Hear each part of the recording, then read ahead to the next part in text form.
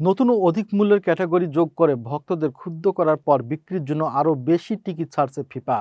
মঙ্গলবার ২১শে এপ্রিল ফুটবলের শীর্ষ নিয়ন্ত্রক সংস্থা ঘোষণা দেয়, আজ ২২শে এপ্রিল বাংলাদেশ সময় রাত ৯টা থেকে ১০৪ ম্যাচের সবগুলোর জন্য ১, ২ ও ৩ ক্যাটাগরির সঙ্গে নতুন ফন্ট ক্যাটাগরির টিকিট পাওয়া যাবে। নতুন ক্যাটাগরির টিকিট ছাড়ার পর ভক্তরা অনলাইনে অভিযোগ করে জানায়, তারা যে টিকিট কিনেছিল তার চেয়ে ভালো ক্যাটাগরির টিকিটগুলো ধরে রাখা হয়েছিল এবং অপেক্ষাকৃত কম সুবিধাজনক স্থানে তাদের আসন দেওয়া হয়েছে। ডিসেম্বরে ফিফা ক্যাটাগরি ৩ এর টিকিট বিক্রি শুরু করেছিল। ওই সময় প্রথম রাউন্ড থেকে ফাইনাল পর্যন্ত টিকিটের মূল্য ছিল $১৪০ থেকে $৮৬৮০ পর্যন্ত। কিন্তু ১ এপ্রিল পুনরায় টিকিট বিক্রি শুরু হলে তার দাম বেড়ে যায় $১০,৯৯০ পর্যন্ত। পরে নতুন ক্যাটাগরির টিকিট যুক্ত হলে এই ব্যাপারে ফিফা কোনো মন্তব্য করেনি।